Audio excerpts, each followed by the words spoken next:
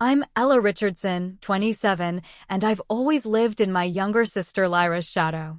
Growing up in a military family, I chose a different path, one that led to a career I could never talk about. At my cousin's wedding last spring, Lyra continued her lifelong habit of belittling me in front of everyone. "She's just my sister," she laughed to her Air Force colleagues. Then something extraordinary happened. Her commander froze, turned pale, and saluted me. Everything changed in that moment. Before I tell you how I went from being the family disappointment to watching my sister's commander snap to attention, make sure to like and subscribe if you've ever had a moment where someone finally saw your true worth. Drop a comment letting me know where you're watching from. Now, let me take you back to where it all began. I grew up in Fairfield, Connecticut, in a household where military precision was not just expected but demanded. Our modest colonial home might have looked like any other on the street, but inside, it operated with the discipline of a small barracks. My father, James Richardson, retired as an Army colonel after 30 years of service.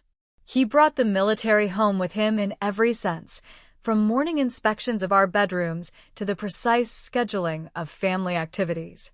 Dad stood tall, shoulders always square, with salt and pepper hair kept in the same precise crew cut he'd worn since West Point.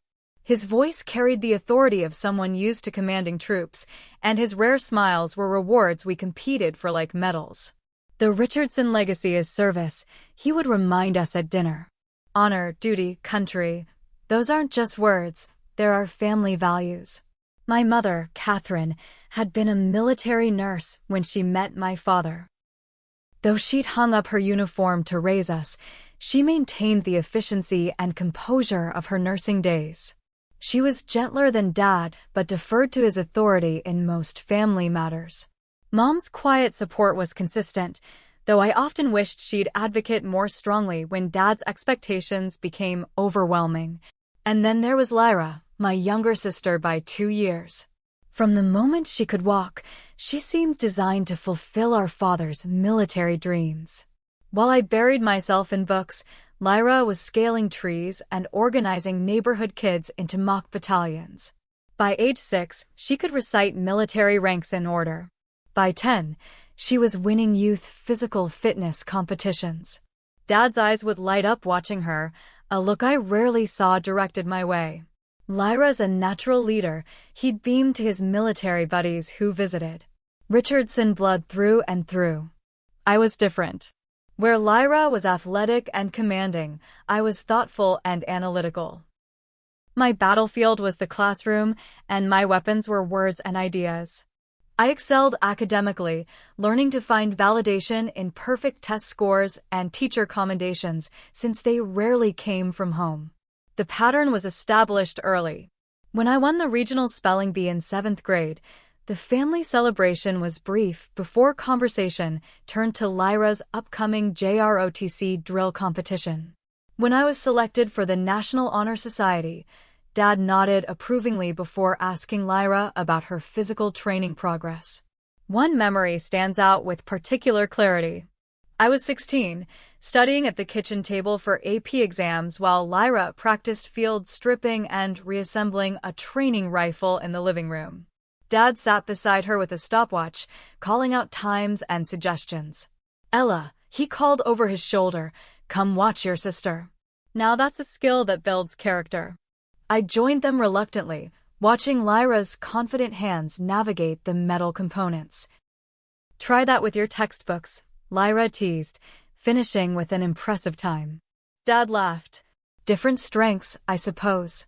The words seemed conciliatory, but his tone made clear which strengths he valued more. The only person who seemed to truly see me was my grandfather Arthur, Dad's father. A World War II veteran with a quiet dignity, Grandpa Arthur visited monthly, bringing books that fed my curiosity about the world. Unlike my father, he asked questions about what I was learning and thinking. "The military needs all kinds of minds," he told me once when I confided my feelings of inadequacy. "The soldiers on the ground, yes, but also the thinkers, the analyzers, the ones who see patterns others miss." Something in his eyes suggested he knew this from experience, though he rarely spoke about his war years beyond basic facts. "Your grandfather had a different kind of service," Mom mentioned once while folding laundry. "Not all of it in uniform." When I pressed for details, she simply smiled. "Some stories aren't mine to tell. My high school graduation should have been my moment." As valedictorian, I delivered a speech on the importance of finding one's own path to service, words aimed directly at my father, though I doubted he understood the message. The polite applause felt hollow compared to the family celebration that erupted days later when Lyra's acceptance to the Air Force Academy arrived. "A Richardson back at the academy," Dad announced at an impromptu party, inviting neighbors and military friends. "Carrying on the tradition."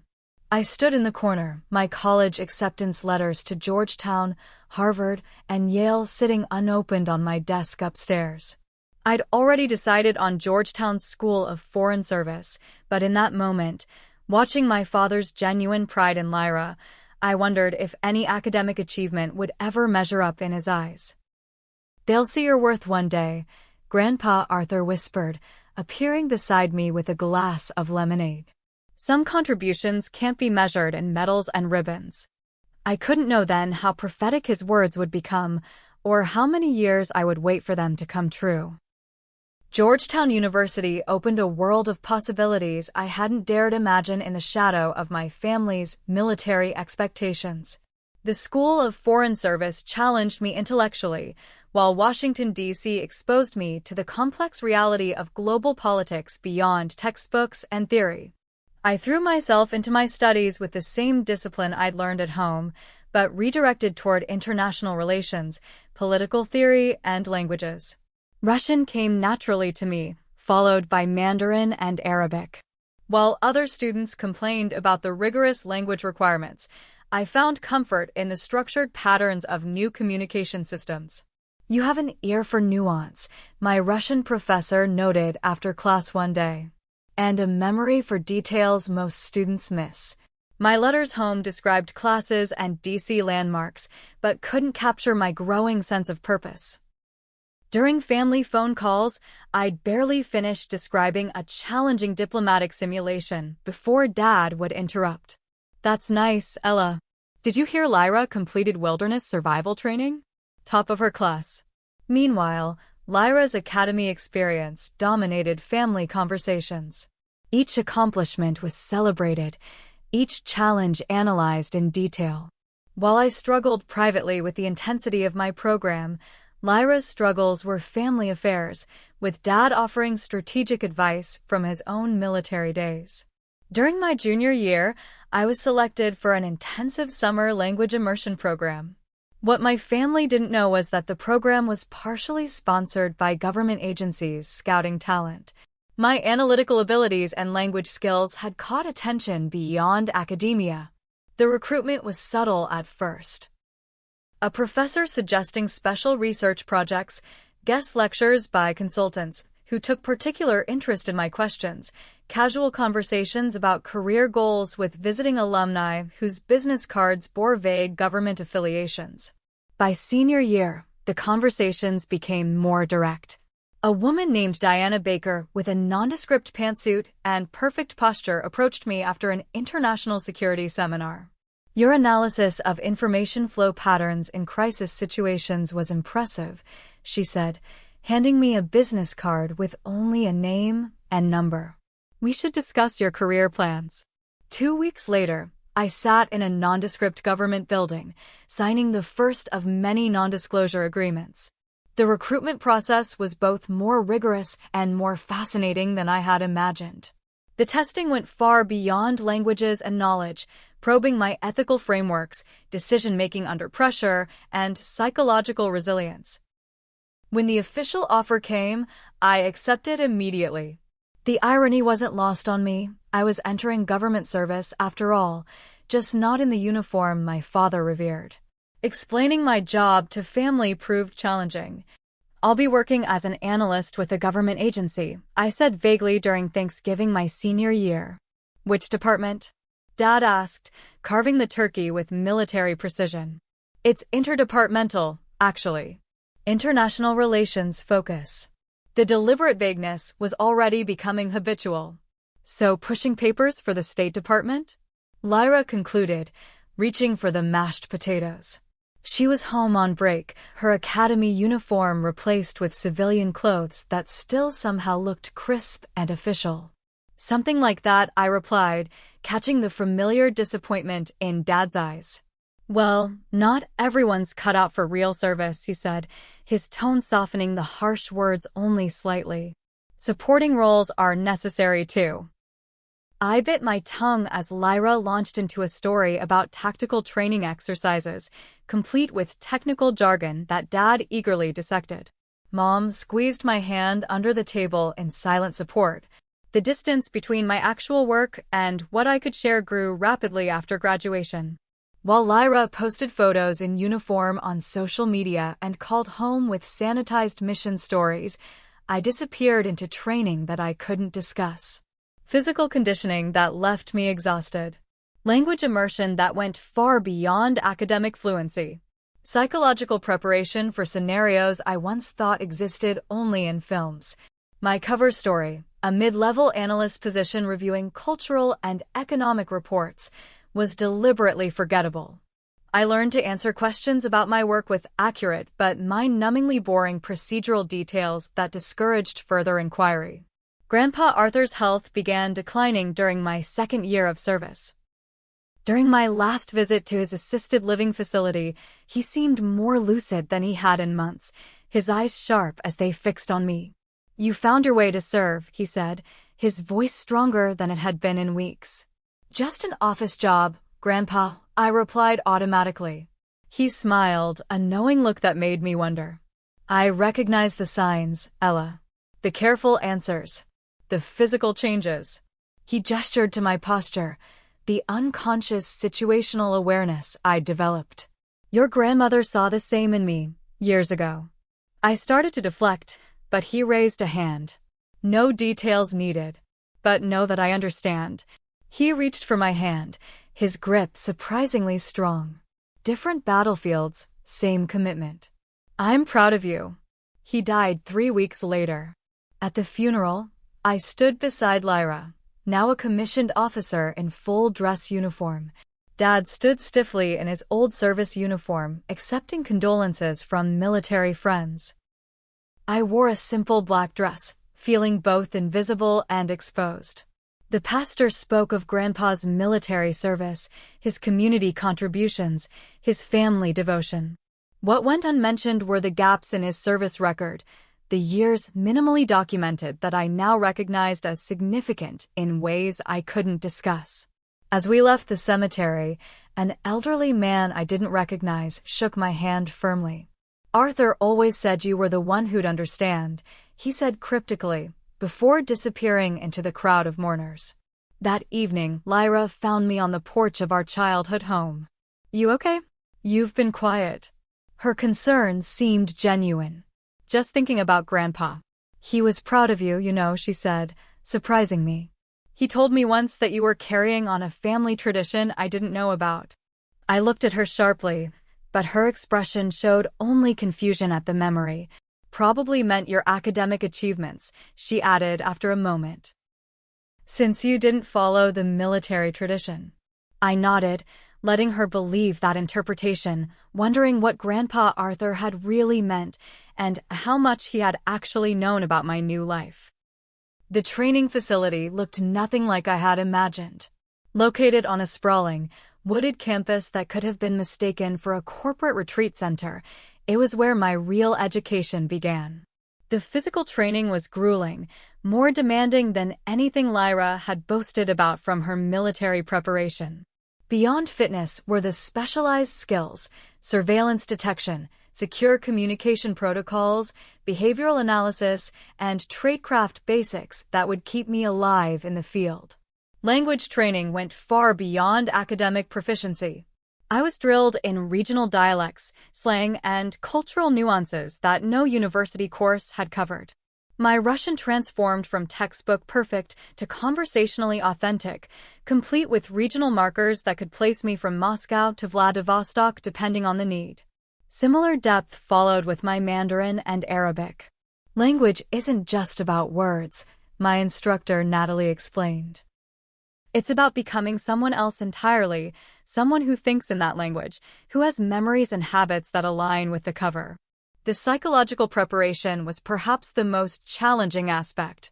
Learning to compartmentalize, to maintain cover under stress, to read people and situations with clinical detachment while appearing fully engaged. Your family background actually helps you here, my training supervisor remarked during an evaluation. You've been living a kind of dual existence already, meeting expectations while protecting your true thoughts. We're just refining that skill. I wasn't sure if I should feel insulted or validated by the observation. My first field assignment came after 18 months of preparation. The details remain classified, but I remember the adrenaline surge when the operation plan was approved, the meticulous preparation of my cover identity, and the strange calm that settled over me once I was in position. "You're a natural," Jessica Hayes, my colleague and eventual friend, told me after we returned. Jessica became one of the few people with whom I could be relatively honest. 5 years my senior in the agency, she became both mentor and confidant. "How do you handle it with your family?" I asked her one night over secure comms during a long surveillance shift. "Badly," she laughed softly.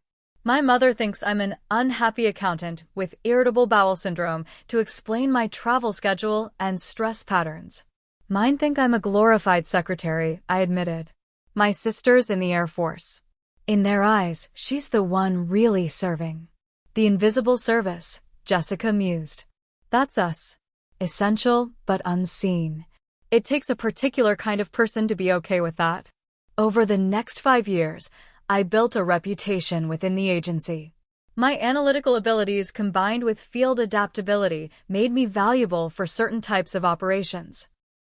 I advanced faster than most of my training cohort, taking on increasingly complex assignments that required both mental acuity and physical courage. There were close calls, of course. An extraction in Eastern Europe that nearly went sideways when a contact showed up with unexpected company.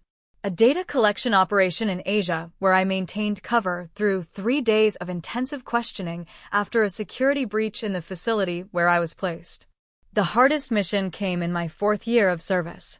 The operational details remain classified, but what matters is that things went catastrophically wrong due to intelligence failures outside our control. Jessica and I found ourselves improvising an extraction for 3 local assets whose covers had been compromised.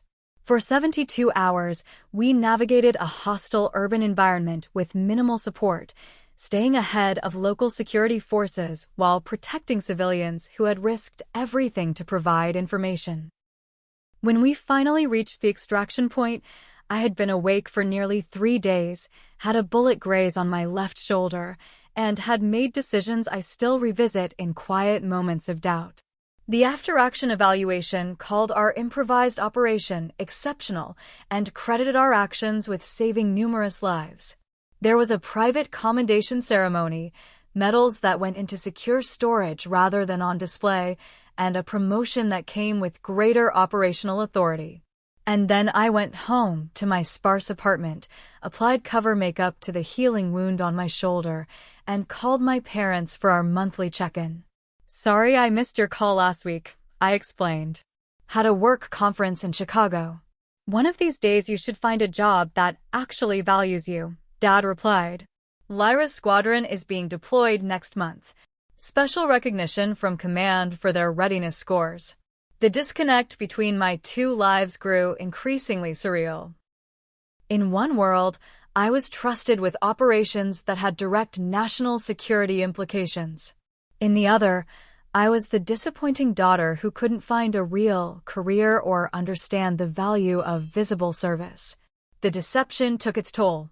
I developed the habit of thoroughly sweeping my apartment for surveillance before allowing myself brief moments of genuine emotion, usually alternating between frustrated tears and borderline hysterical laughter at the absurdity of my situation. You need connections outside the job, Jessica advised during a rare social dinner between assignments. Even if they can't know the truth, you need people who know the real you, or at least more of you than your family does. That seems unfair to them, I argued. Building relationships on necessary lies. The alternative is worse, she said with the wisdom of experience. This job devours people who try to go it completely alone. Trust me on this.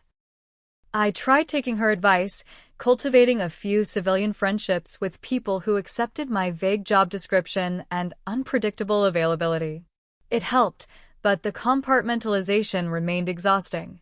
Then came the invitation that would change everything, my cousin Ethan's wedding. The formal card arrived between deployments, requesting my presence at a ceremony to be held at the Officers Club on a Virginia military base, courtesy of his fiancé's family connections. Lyra will be there, Mom mentioned during our next call. With her commanding officer and some colleagues. It would mean a lot if you could come too. I nearly declined. The thought of spending a weekend being reminded of my inadequate service in comparison to Lyra's visible accomplishments held little appeal. But something in my mother's voice, a gentle plea, made me reconsider. I'll be there, I promised, already dreading the performance ahead. What I couldn't know was that this family obligation would finally bridge my divided worlds in ways I couldn't have imagined. The wedding invitation sat on my kitchen counter for weeks, a cream-colored rectangle that filled me with disproportionate anxiety. Cousin Ethan and I had been close as children before drifting apart in adulthood, him toward a corporate career, me toward my classified path. His decision to marry Emily, a military brat herself, seemed to underscore the family's values. The ceremony location at Fort Belvoir's Officers Club was just another reminder of the world where I was perpetually an outsider. You could always claim a work emergency, Jessica suggested during our weekly secure check-in. We both know they happen enough in this line of work. And reinforce that I prioritize my boring desk job over family? I sighed. That would just give Lyra more ammunition. Then go and own it, Jessica replied, her voice shifting to the tone she used when planning operations. Treat it like field work. Prepare your cover story, anticipate likely questions, control the narrative. It's my family, not a hostile intelligence service, I protested weakly. Debatable. From what you've told me, Jessica laughed. Look, just prepare specific anecdotes about your analyst job that sound plausible but forgettable. Redirect conversations to the bride and groom. And have an exit strategy for when family dynamics get overwhelming. Her practical approach helped calm my anxiety. I approached the wedding weekend with the same methodical planning I would apply to an operation, arranging a rental car for independent mobility, booking a hotel room separate from the family block for privacy, and preparing an array of work stories that were technically true but strategically incomplete. The wardrobe decision proved unexpectedly challenging.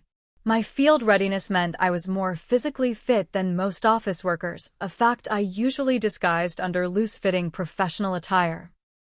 For the wedding, I selected a navy blue dress with a modest neckline and strategic draping that downplayed my muscle tone, pairing it with low heels that wouldn't hinder movement, if necessary, a habit I couldn't break even for a family function. I arrived in Virginia on Friday afternoon, checking into my hotel with the automatic situational awareness that had become second nature. The room inspection was subtle but thorough, another ingrained habit that I performed while appearing to unpack. The rehearsal dinner that evening would be my first family encounter in over a year.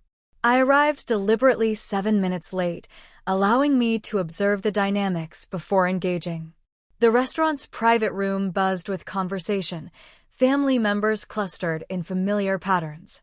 My parents stood near the center, Dad looking distinguished in a blazer that emphasized his military bearing, Mom elegant and watchful beside him. I spotted Ethan with his fiancée Emily, both glowing with pre-wedding excitement. Various aunts, Uncles and cousins filled the space, some familiar, others grown or changed since I'd seen them last. No sign of Lyra yet, a small mercy that allowed me to establish my presence on my own terms. Ella, Mom spotted me first, crossing the room with genuine delight. Her hug felt like coming home, despite everything. You look wonderful. Doesn't she look wonderful, James? Dad offered a stiff but not unfriendly embrace. Good to see you made it. Thought your work might keep you away. I requested the time off well in advance, I replied evenly. Cousin Ethan only gets married once, hopefully. This earned a small chuckle, progress in our often strained relationship. I made my rounds, exchanging pleasantries with relatives, answering the inevitable questions about my job with practiced vagueness. Government analysis isn't as exciting as it sounds, became my mantra of the evening. But tell me about your work. The strategy succeeded in deflecting attention until the restaurant door opened with military precision and Lyra made her entrance. She wasn't in uniform. The rehearsal dinner was technically casual, but everything about her screamed Air Force officer, from her perfect posture to her confident stride. Behind her came 3 people in civilian attire who nevertheless moved with unmistakable military bearing.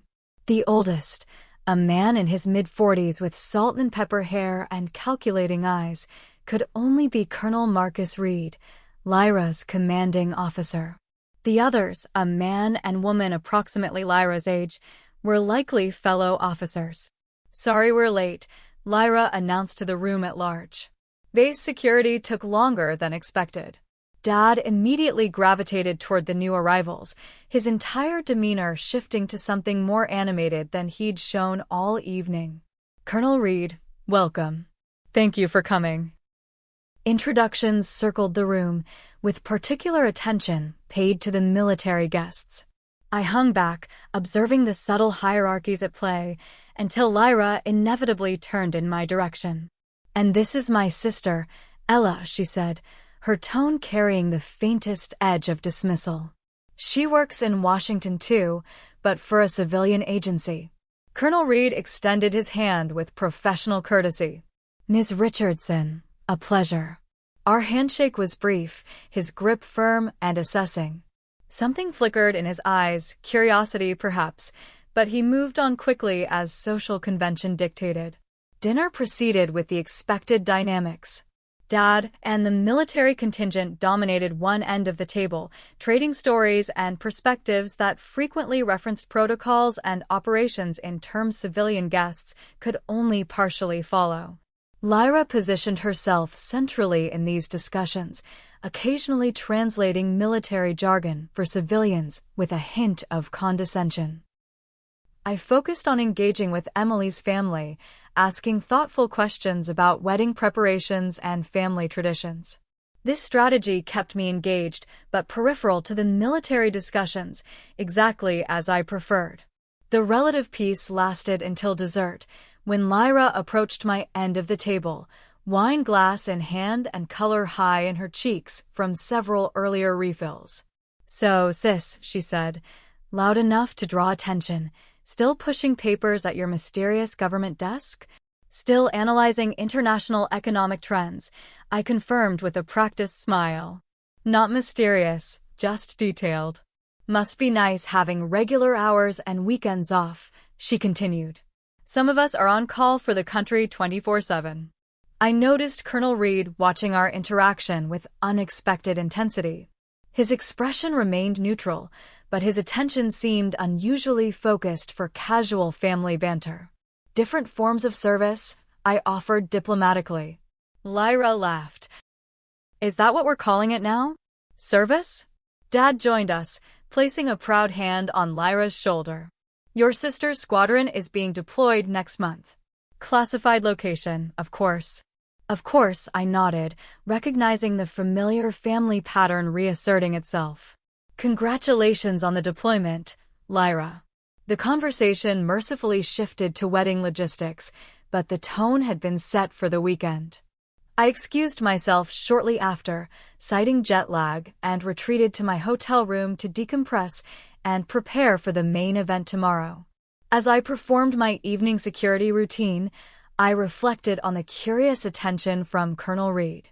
His name was vaguely familiar beyond Lyra's mentions, but I couldn't immediately place why.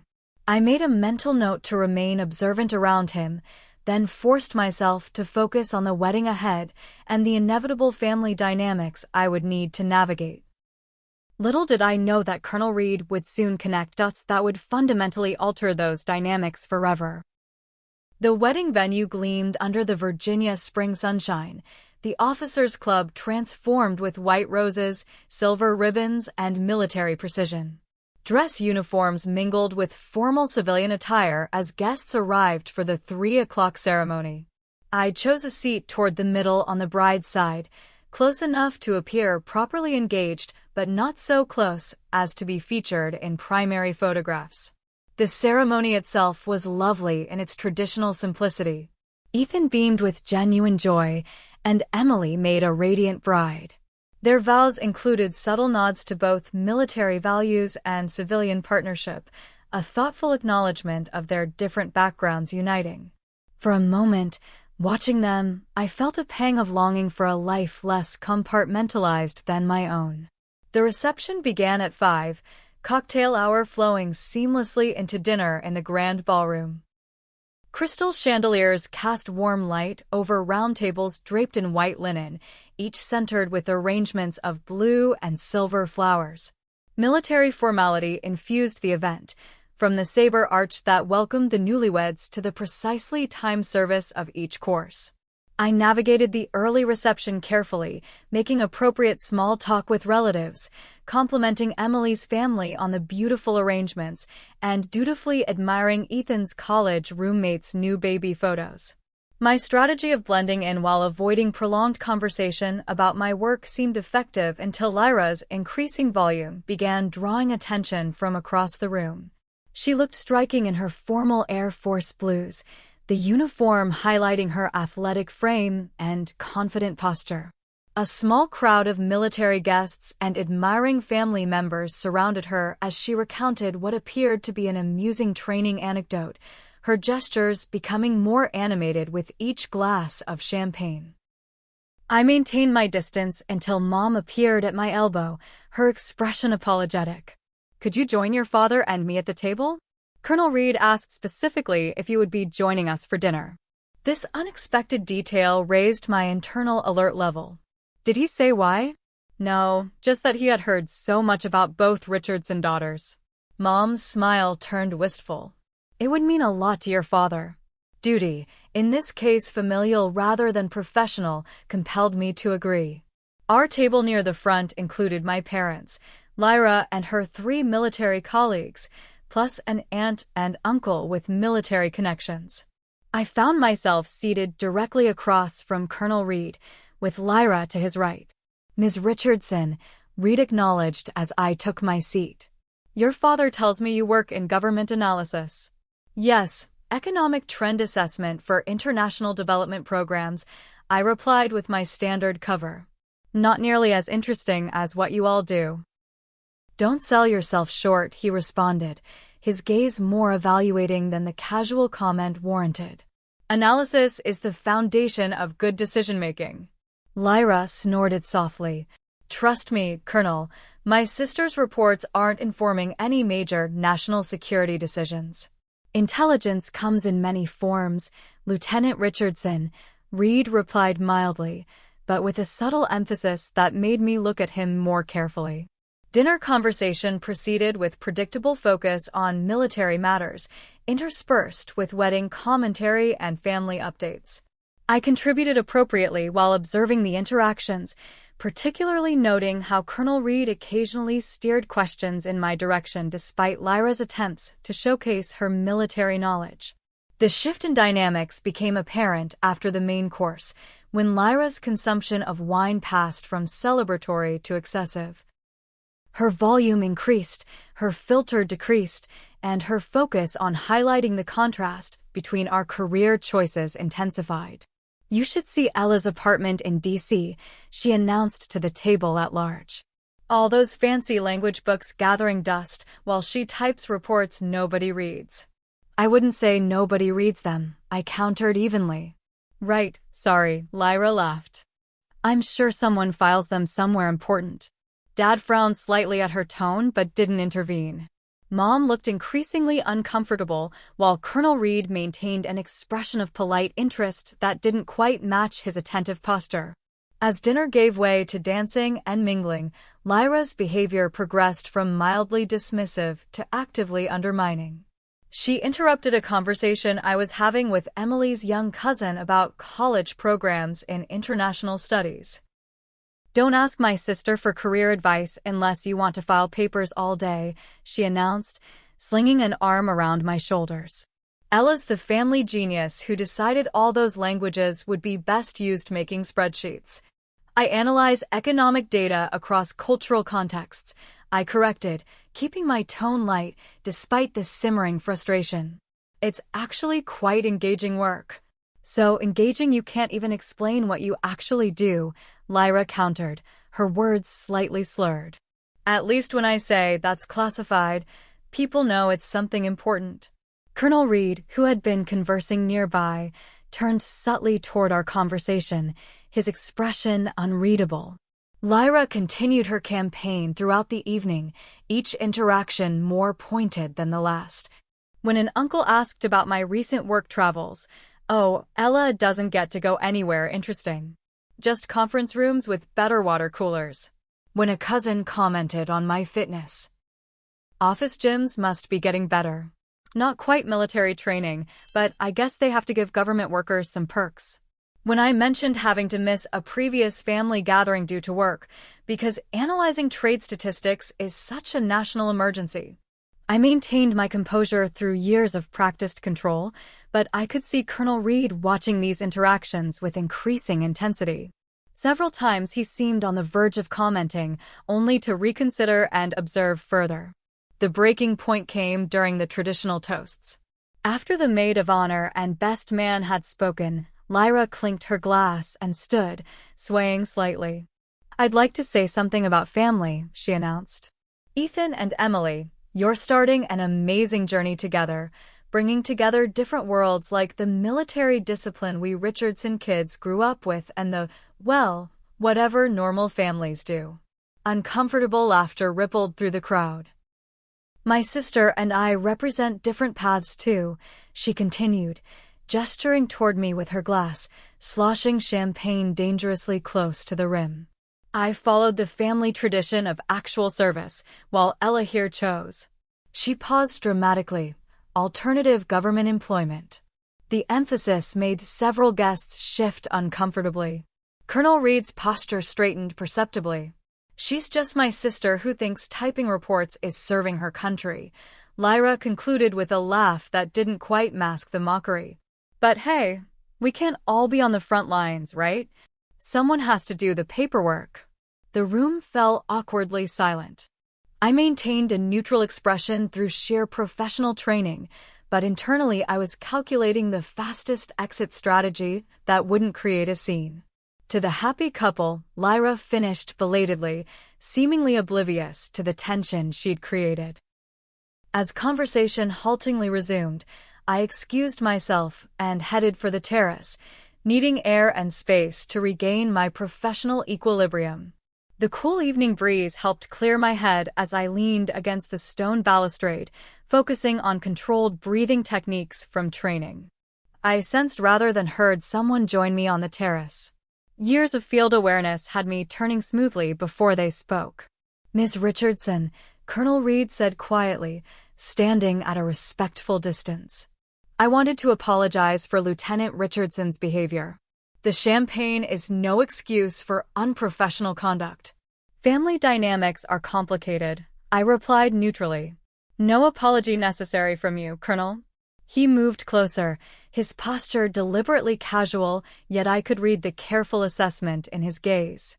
"Your sister speaks very highly of your intelligence and language abilities," he said, which we both knew was untrue.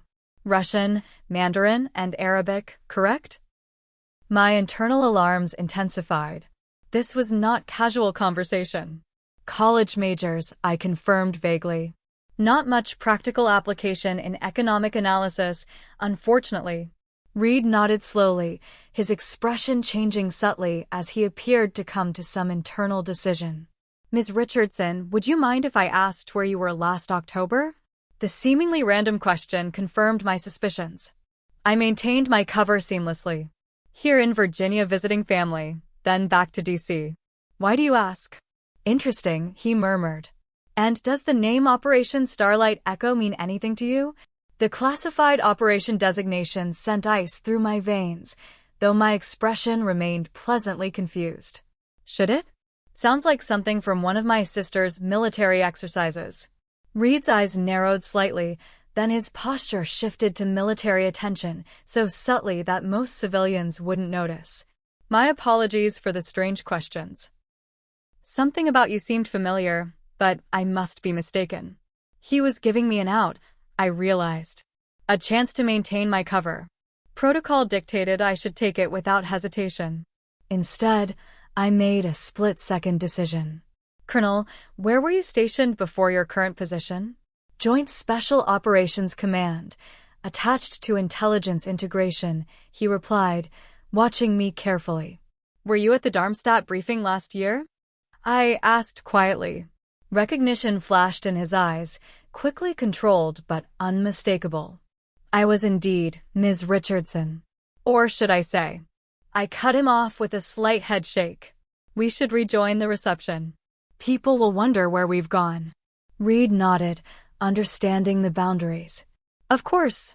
After you. As we walked back toward the ballroom, he spoke quietly. Your sister doesn't know, does she? No one in my family does, I confirmed. And I'd prefer to keep it that way. Understood. Reed paused at the door. For what it's worth, I was at the after-action review for Starlight Echo. Exceptional work. Before I could respond, we were back in the reception, where Lyra was still holding court with increasingly slurred anecdotes about military superiority. She spotted us returning together and raised an eyebrow. Making friends with my commanding officer, Ella? Trying to get the inside scoop on what real service looks like. Colonel Reed's expression hardened almost imperceptibly. I recognized the look of a decision being made, of operational parameters shifting in real time. Lieutenant Richardson, he said with formal precision. A word, please. The reception room fell into an awkward lull after Lyra's toast. Conversations resumed in uncomfortable clusters, with several guests casting sympathetic glances my way. I maintained my composed facade through years of practiced field discipline, but inside I was calculating the least conspicuous time to make my exit. Colonel Reed guided Lyra to a relatively quiet corner, their conversation too distant to overhear but clearly serious from their body language. Lyra's expression shifted from confusion to something resembling chastened sobriety as Reed spoke with quiet intensity. I strategically positioned myself near a group of distant cousins discussing wedding logistics, contributing just enough to appear engaged while monitoring the room's dynamics. Dad watched Lyra's conversation with Reed, his posture betraying concern about whatever correction his golden child might be receiving. When Reed and Lyra concluded their conversation, I expected a temporary improvement in her behavior.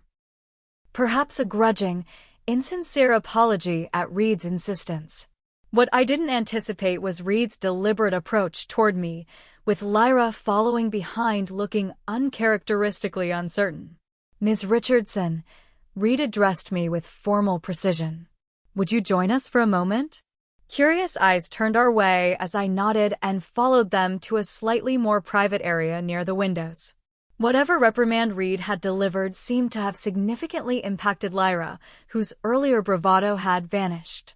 Lieutenant Richardson has something she would like to say, Reed prompted. Lyra cleared her throat, looking genuinely uncomfortable. I apologize for my unprofessional comments, Ella. They were inappropriate and disrespectful. The scripted quality of her apology suggested Reed's direct intervention rather than genuine remorse, but I accepted with a simple nod. Thank you, Lyra. What happened next altered the family dynamics forever. Reed straightened to full military posture, his gaze focused with an intensity that would have alerted any trained operative. "Ms. Richardson, forgive the unusual circumstances, but I've just realized who you are." Lyra looked confused. "Colonel, it's just my sister." "Lieutenant, stand at attention," Reed commanded, his tone leaving no room for argument. Lyra complied automatically, her military training overriding her confusion. Reed turned back to me, and to my absolute shock, came to full attention and rendered a crisp, formal salute. "It's an honor to meet you properly, ma'am," he said, holding the salute. The reception room fell silent as nearby guests noticed the extraordinary scene, a full colonel saluting a seemingly ordinary civilian woman. My years of training nearly failed me as I fought to maintain my cover in the face of this unexpected breach of protocol. "Colonel Reed," I said quietly, "this isn't necessary or appropriate." "With respect, ma'am, it absolutely is," he replied without lowering his salute. Protocol and training took over. I returned a subtle nod, the civilian acknowledgement of a military salute, allowing him to lower his hand. By now, the entire reception was watching in stunned silence. Lyra stood frozen at attention, her expression cycling through confusion, disbelief, and dawning comprehension. "Lieutenant Richardson," Reed addressed her formally, "I apologize for not making this clear earlier. Your sister's position and contributions are significantly beyond what you've been led to believe. While specifics remain classified, you should understand that she operates at a level that commands my professional respect." Dad approached slowly, his expression unreadable. "Colonel Reed, what exactly is happening here?" Reed turned to face him, maintaining formal military bearing. "Colonel Richardson, sir, I'm afraid I can't provide details due to classification levels. However, I can confirm that your daughter Ella has provided exceptional service to her country in ways I am personally familiar with and deeply respectful of." The room remained eerily silent as my carefully constructed worlds collided. Decades of family dynamics shifted in real time as guests processed the implications of a high-ranking military officer showing such deference to the supposedly underachieving Richardson daughter. "Is this true?" Dad asked me directly, his voice uncharacteristically uncertain. "I maintain my cover as training demanded. My work involves analysis for government agencies, as I've always said. Analysis that has directly saved American lives," Reed added carefully, threading the needle between security protocols and necessary revelation. "Including military personnel." Lyra's face had gone pale, her military discipline barely containing her shock. "But you're just an analyst, aren't you?" "Your sister is a lot of things, Lieutenant," Reed replied before I could. "None of which I can elaborate on, and all of which deserve your respect." The other military personnel in the room seemed to grasp the implications faster than the civilians. Several straightened their posture subtly, their professional assessment of me visibly shifting. One officer near the bar, whose ribbon rack indicated intelligence background, showed a flash of recognition before carefully schooling his features. "I think," I said calmly into the awkward silence, "that we should remember we're at Ethan and Emily's wedding. This is their day, not mine." This reminder of social propriety broke the immediate tension. Conversations gradually resumed, though with frequent glances in my direction. The wedding coordinator, sensing the unusual atmosphere, prompted the DJ to announce the cake cutting, creating a welcome distraction. As guests migrated toward the cake display, Lyra remained rooted in place, her military bearing giving way to genuine vulnerability I hadn't seen since childhood. "Ella, I don't understand," she said quietly. "All this time." "Not here," I cut her off gently. "Later." Dad stood nearby, his expression cycling through confusion, disbelief, and something I'd rarely seen directed at me, respect tinged with uncertainty. Mom joined us, her eyes suggesting she'd suspected more about my work than she'd ever acknowledged. "Always knew you were doing something important," she said softly, squeezing my hand. "A mother knows." The remainder of the reception passed in a blur of careful conversations and avoided questions. I maintained my cover story while acknowledging that yes, my work occasionally involved more responsibility than I'd indicated. Colonel Reed strategically positioned himself nearby, deflecting the more direct inquiries with practiced skill. Classification protocols, he would explain with appropriate military gravity when relatives pushed too hard for details. National security considerations prevent further discussion. By the time the newlyweds departed in a shower of rose petals, a new family narrative had emerged, one where Ella Richardson's mysterious government job carried implications that commanded respect from military leadership. The specifics remained appropriately vague, but the impact was undeniable. As guests began departing, Lyra approached me with uncharacteristic hesitation. Dad suggested breakfast tomorrow at the hotel. Just family. Would that be acceptable? The formal phrasing revealed her profound disorientation. The sister who had confidently dismissed me hours earlier now addressed me with the uncertainty usually reserved for superior officers. 9 o'clock would work, I replied evenly. As I gathered my belongings to leave, Colonel Reed approached one final time, maintaining a professional distance. Ms. Richardson, I apologize if my actions caused you any professional complications. The damage is contained, I assured him, keeping my voice low. Though I'd appreciate no further elaboration on what you may or may not know about my work. Understood completely. He hesitated, then added, for what it's worth, the Singapore operation was textbook. They still teach it as a case study. I allowed myself the smallest smile. Good to know, Colonel. Have a pleasant evening. As I drove back to my hotel, I considered the seismic shift in my family relationships. Years of careful compartmentalization had crumbled in an instant. The path ahead would require a delicate balance between maintaining necessary secrecy and navigating my family's newfound awareness. For better or worse, they had finally glimpsed the truth I'd kept hidden for years. That Ella Richardson had found her own way to serve, invisible but essential, in the shadows where some of the most important work happens. The hotel restaurant was nearly empty at 9 the next morning. I arrived first, selecting a corner table with good sightlines to all entrances, a professional habit I no longer needed to disguise from my family.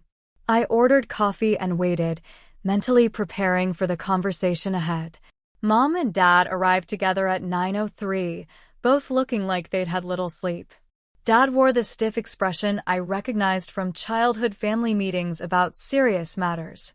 Mom's eyes held a mixture of curiosity and concern. Good morning, I greeted them with deliberate normalcy. They took seats across from me, the silence stretching uncomfortably until Lyra arrived at 9:07, still adjusting her civilian clothes with military precision. She'd clearly made an effort with her appearance, perhaps to compensate for her behavior the previous evening. Sorry I'm late, she said, though she wasn't. The apology itself was unusual coming from her. The server took our breakfast orders and departed, leaving us in a silence heavy with unasked questions. I suppose we should discuss what happened last night, Dad finally said, his tone carefully neutral. To be clear, I began, setting parameters as I would in any sensitive operation. There are aspects of my work I legally cannot discuss, even with family. That hasn't changed. Dad nodded stiffly. Colonel Reed made that abundantly clear. But it seems there's been some miscommunication about the nature of your government service. The diplomatic phrasing almost made me smile. Decades of dismissing my career as insignificant paper pushing reduced to miscommunication. My official job description is accurate, I replied. I analyze data for government agencies. The specific nature and importance of that analysis falls under classification protocols. But a full colonel saluted you, Lyra interjected, her voice betraying lingering disbelief. That doesn't happen for regular analysts. No, I acknowledged, it doesn't. Mom reached across the table to take my hand. Honey, we never meant to dismiss your work.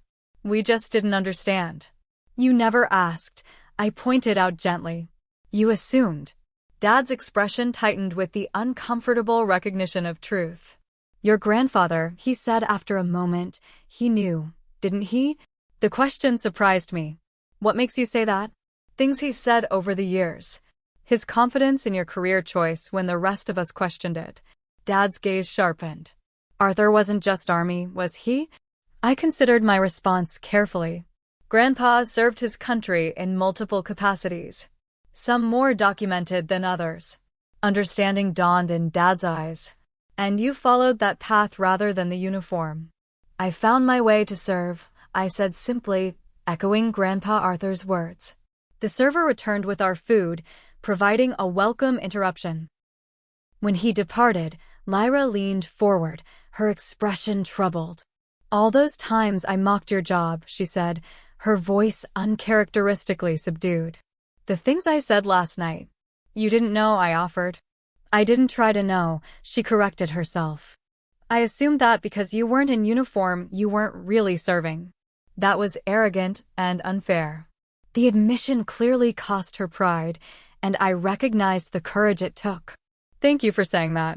Can you tell us anything about what you actually do? She asked. I smiled slightly. I analyze data for government agencies with international security interests. My language skills are useful in this capacity. That's really all you can say? Lyra pressed. That's really all I can say, I confirmed. Dad studied me with new eyes. The physical changes Colonel Reed mentioned. You're not just sitting at a desk, are you? Physical fitness is important in many government roles, I replied diplomatically. A hint of paternal concern crossed his face. Are you in danger, Ella? The question touched me unexpectedly. All service carries risk, Dad. Different kinds for different roles. He nodded slowly, military understanding bridging the gap where civilian explanation couldn't. And you're good at what you do. Reed made that clear. I do my best, I said simply. I'm sorry, he said suddenly, the words seeming to surprise even him. For not seeing, for assuming. You saw what I was required to show, I assured him. That was the point. Mom squeezed my hand again. I always knew you were doing something important. A mother senses these things. The conversation gradually shifted to safer topics. Cousin Ethan's honeymoon plans, Mom's garden club, Dad's veterans organization activities. But something fundamental had changed. The familiar family hierarchy had been permanently disrupted, creating space for a new equilibrium. As we finished breakfast, Lyra caught me alone while our parents settled the bill. I don't suppose you could tell me what Operation Reed was referring to, she asked hopefully. Not a chance, I smiled. Worth a try. She hesitated.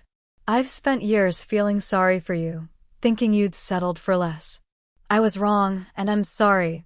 Different paths, same commitment, I offered, extending an olive branch. Like Grandpa used to say. Lyra nodded, then added with a hint of her old competitiveness, though I still bet I could outrun you. Maybe someday we'll find out, I replied, letting her see just enough of my physical confidence to leave her wondering. 6 months later, the family gathered for Thanksgiving at my parents' home in Connecticut. The dynamics had evolved into something healthier, if still occasionally awkward. Dad had stopped introducing me as his daughter who works for the government, with that tone of disappointment. Instead, he simply said I worked in international security analysis, with a hint of pride he tried to conceal. Lyra and I had established a new relationship based on mutual respect for our different forms of service. She'd stopped trying to extract classified information after the 3rd attempt, accepting that some boundaries would remain. 1 week after Thanksgiving, I stood in a secure government facility, receiving a Distinguished Service Medal for an operation that would never be publicly acknowledged. The private ceremony included only those with appropriate clearance levels, and, surprisingly, my family.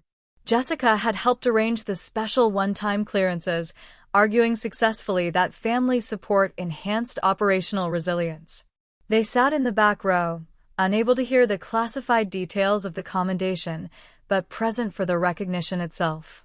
As the medal was pinned to my jacket, I glanced toward the small audience. Mom dabbed tears with a tissue. Dad sat ramrod straight, military bearing on full display, his expression one of unmistakable pride. And Lyra, my perpetually competitive sister, rendered a perfect military salute as our eyes met. In that moment, the compartmentalized pieces of my life aligned briefly into a coherent whole.